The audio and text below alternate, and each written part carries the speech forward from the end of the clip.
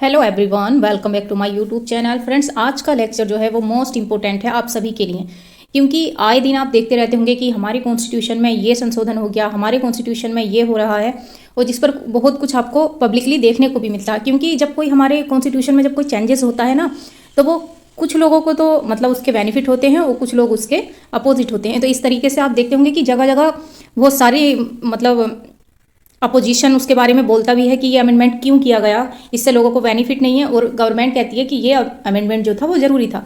तो ये इन सभी चीज़ों को ध्यान में रखते हुए मैं आपके लिए ये लेक्चर लेकर आई हूँ। लेक्चर ये जो भी आप चाहे पॉलिटी पढ़ते हों या नहीं पढ़ते हों, अगर आप कुछ भी करते हैं तो आपको ये पता होना चाहिए कि हमारे संविधान में जो संशोधन होता है वो क्यों ज़रूरी होता है। क्योंकि अगर आप एक रिस्पॉन्सिबल सिटीजन हैं तो आपको अपने कॉन्स्टिट्यूशन का नॉलेज होना बहुत ज़रूरी है, और इसमें अमेंडमेंट क्यों हो रहा है ये भी आपको पता होना चाहिए। तभी तो आपको जब कोई कॉन्स्टिट्यूशन में अमेंडमेंट होगा तो आपको पता होगा कि ये क्यों हुआ है। तो इन सभी चीज़ों को देखते हुए आज का लेक्चर हमारा होने वाला है, तो वीडियो को बिल्कुल स्किप मत कीजिएगा और एंड तक बना रहिएगा। देखिए, फर्स्ट तो हमें पता होना चाहिए कि जो ये कॉन्स्टिट्यूशनल अमेंडमेंट है, जो ये संविधान संशोधन की प्रक्रिया है, वो हमारे संविधान में कौन से आर्टिकल में दी गई है। तो देखिए, ये जो आर्टिकल है हमारा वो है 368, और इससे बहुत बार हमारे एग्जाम में क्वेश्चन पूछा भी गया है कि जो कॉन्स्टिट्यूशनल अमेंडमेंट का प्रोसेस है वो कौन से आर्टिकल में है, 368 में। यानी कि जब वो हमारे संविधान में संशोधन होता है तो वो कौन से आर्टिकल में है, 368। इस चीज़ को आप याद रखिएगा। अब हम देखते हैं अपने मेन टॉपिक पर कि ये ज़रूरी क्यों है। तो देखिए, जैसे हमारी सोसाइटी है वो टाइम टू टाइम जो है चेंज होती जाती है। तो जब टाइम के साथ हमारी सोसाइटी चेंज होती है, हमारी पॉलिटिक्स में बहुत बड़े चेंजेस देखने को मिलते हैं, और टेक्निकली भी बहुत बड़े चेंजेस आते हैं। तो इसलिए हमें क्या करना पड़ता है, अपने कॉन्स्टिट्यूशन को, अपने संविधान को अपडेट करना जरूरी होता है। और ये हमारा जो संविधान है वो इतना फ्लैक्सीबल है कि वो टाइम के साथ उसमें चेंजेस बहुत ईजिली हो भी जाते हैं। क्योंकि अगर फॉर एग्जाम्पल हमारा कॉन्स्टिट्यूशन कब लागू हुआ, 1950 में हुआ, और हमने अडॉप्ट कब किया था, 1949 में। तो अगर उस टाइम को और अब के टाइम को कंपेरिजन किया जाए तो बहुत सारी चीज़ें ऐसी हैं जो हमारी सोसाइटी में चेंजेस आ गए हैं। पॉलिटिकली देखा जाए तो बहुत सारे चेंजेस आ गए हैं, और टेक्निकली भी।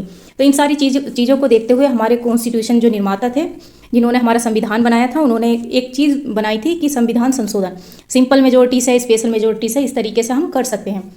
इस पर हम बाद में बात करेंगे कि कैसे कैसे किस तरीके से संविधान संशोधन होता है, लेकिन अभी हम ये देखेंगे कि ज़रूरी क्यों है। तो जैसे समय के साथ साथ हमारा समाज बदलता है, राजनीति बदलती है, तकनीकी बदलती हैं, बहुत सारी चीज़ें ऐसी हैं जो बदल जाती हैं। तो उन्हें अपडेट करने के लिए क्या ज़रूरी होता है, हमारे संविधान में संशोधन ज़रूरी होता है। अब देखते हैं कि इसको मैं आपको फैक्ट और एग्जाम्पल के थ्रू समझाती हूँ। जैसे हमारी सोसाइटी में बहुत बड़ा चेंजेस आया। अब ये चेंजेस क्या था कि हमारी जो सोसाइटी है उसमें OBC, SC और ST, इन सभी लोगों को जो है एक रिजर्वेशन दिया गया है। अब ये क्या है, ये कास्ट बेस्ड रिजर्वेशन है, यानी कि इनकी जाति को देखकर इन लोगों को रिजर्वेशन दिया गया है। लेकिन एक बड़ा वर्ग जो कि रिजर्वेशन से, आरक्षण से दूर था, वो आता है जनरल कैटेगरी में।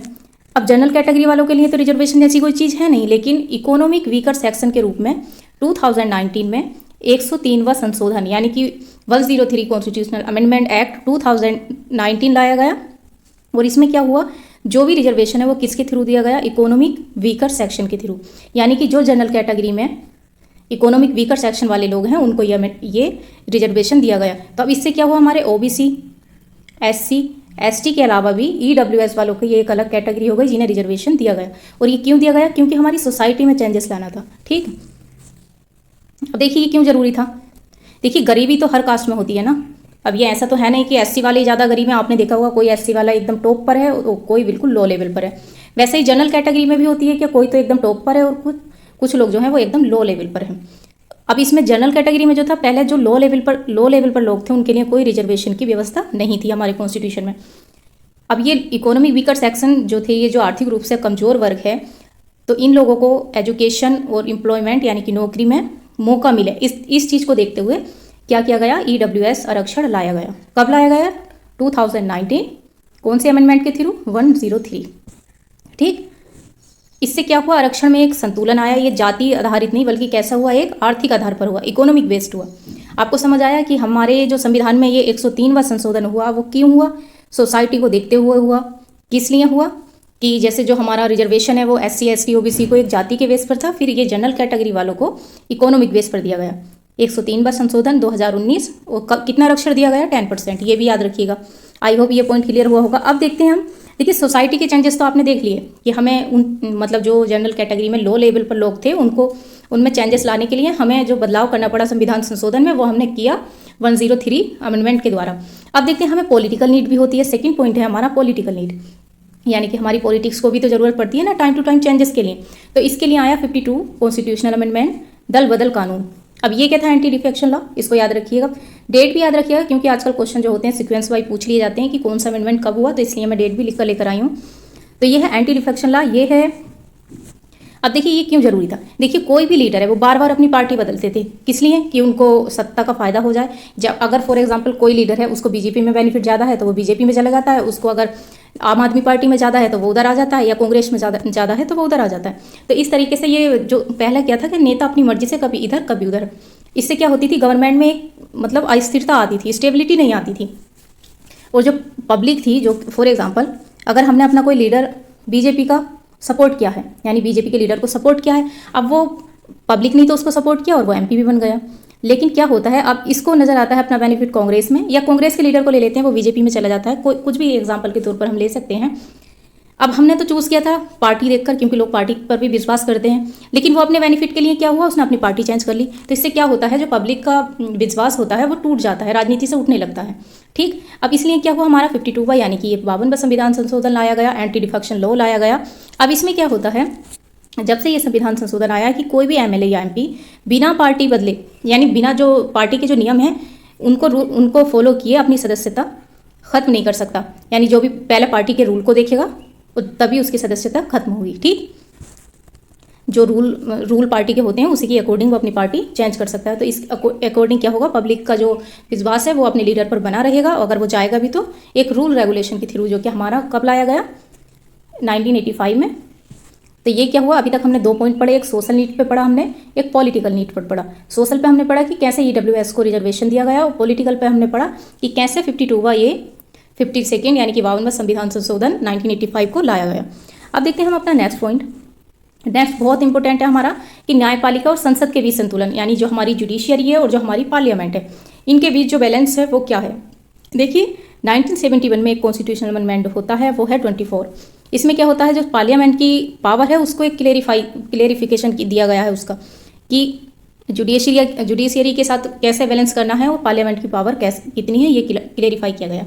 अब बात करते हैं हम 1973 की केस बनंदन भारती केस। इससे पहले गोलकनाथ केस भी आया था 1967-8 के टाइम पर, लेकिन मैं ये इसलिए लिख कर लेकर आई हूँ ताकि आपको ये केस भी याद हो जाए, मोस्ट इंपॉर्टेंट है।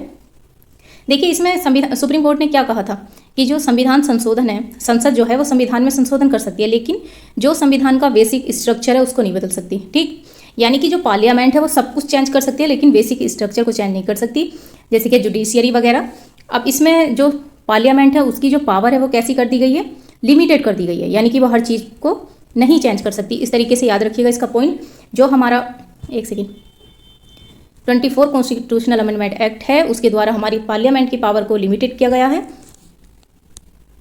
और इसमें जो संविधान संशोधन को बदलने की एक क्या है, एक सीमा तय की गई है, और इस तरीके से पार्लियामेंट और जुडिशियरी में एक पावर बैलेंस बनाया है। ठीक, अब ये क्या थी, ये हमारी जुडिशियरी और पार्लियामेंट के बीच का जो बैलेंस है उससे रिलेटेड, उसकी ज़रूरतों को देखते हुए ये अमेंडमेंट किया गया। ठीक, अब देखते हैं हम नेक्स्ट पॉइंट। नेक्स्ट है हमारा केंद्र राज्य संबंध सुधारना, यानी सेंट्रल और स्टेट के बीच क्या संबंध होते हैं, क्या रिलेशन है और कैसे। देखिए इसके लिए क्या हुआ, 101वां संशोधन जिसको जीएसटी 2016 लाया गया। अभी क्यों लाया गया, ये एक फेडरल रिलेशन, फेडरल से समझते हैं आप, जहाँ पर पावर क्या हो, सेंट्रल और स्टेट के बीच बटी हो, और दोनों में कोऑपरेशन हो, ना कि कंपटीशन। ओके, तो उसको हम बोलते हैं फेडरल। अगर आपने ये फेडरेशन से रिलेटेड आपको मेरी क्लास देखनी है तो आप देख सकते हैं, मैंने बहुत अच्छे से आपको समझा रखा है। अब देखिए इसमें क्या होता है, जो सेंटर और स्टेट है इनके बीच जो था टैक्स को लेकर बहुत ज़्यादा मतलब भ्रम था। इससे क्या होता था, बिजनेस पर बहुत बड़ा इफेक्ट पड़ता था। इसलिए क्या हुआ, 2006 में जीएसटी लाया गया, और अब एक ही टैक्स सिस्टम पूरे उसमें लागू कर दिया गया है, जिससे जो टैक्स का स्ट्रक्चर है वो कैसा हो गया, इजी और सेंट्रलाइज्ड हो गया। तो ये हमें किस चीज़ को देखकर लाया गया, ये वाला कॉन्स्टिट्यूशनल अमेंडमेंट, जो हमारे सेंटर और स्टेट रिलेशन है। अब देखिए मैंने क्या क्या समझाया आपको, सोशल नीड पर समझाया कि क्यों हमारे संविधान में संशोधन जरूरी है। पॉलिटिकल नीड पर आपको समझाया कि पॉलिटिक्स में क्या क्या मतलब टाइम टू टाइम चेंजेस होने चाहिए और वो क्यों जरूरी हैं। उसके बाद हमने पढ़ा जुडिशियरी एंड पार्लियामेंट, कि जुडिशियरी और पार्लियामेंट की क्या पावर है, उसको अलग अलग क्लेरिफाई कैसे करना है। इसको देखते हुए भी एक अमेंडमेंट हमारे कॉन्स्टिट्यूशन में हुआ, उसके बाद हुआ हमारा ये सेंट्रल और स्टेट का, इनके दोनों को रिलेशन देखते हुए। तो अब आपको समझ आया होगा कि हमारे संविधान में टाइम को देखते हुए चेंजेस क्यों ज़रूरी हैं, क्यों संशोधन जरूरी हैं। ठीक, अब नेक्स्ट पॉइंट हम देखते हैं। देखिए जीएसटी लाने से क्या हुआ, जो भी बिजनेसमैन थे उसको बहुत फ़ायदा हुआ। अब देखते हैं नेक्स्ट है कि न्यू राइट्स जोड़ना। देखिए कुछ ऐसा होता है ना, हमारे फंडामेंटल राइट्स आपने देखे हैं, मतलब जो भी हमारे फंडामेंटल राइट्स हैं उस पर भी मेरा एक लेक्चर है, आप देख सकते हैं। जैसे संपत्ति के अधिकार को हटा भी दिया गया है। तब इसको देखते हुए एक 86 कॉन्स्टिट्यूशनल अमेंडमेंट एक्ट 2002 में आता है, जिससे एजुकेशन पहले फंडामेंटल राइट नहीं थी, उसके 2002 से क्या हो गया, ये एक मौलिक अधिकार बन गई। अब ये क्यों जरूरी थी, ये देखिए 6 से 14 साल के जो भी बच्चे हैं उनको फ्री एजुकेशन देना उनका एक मौलिक राइट हो गया। इससे क्या होगा, इक्वालिटी आएगी और डेवलपमेंट होगा। अब ये कैसे होगा, देखिए बहुत से लोअर क्लास के लोग होते हैं, मतलब हमारी सोसाइटी में अपर लोअर मिडिल सभी क्लास के लोग होते हैं। अब ऐसा तो है नहीं कि सब एजुकेशन, मतलब सभी लोगों को एजुकेशन मिल जाए।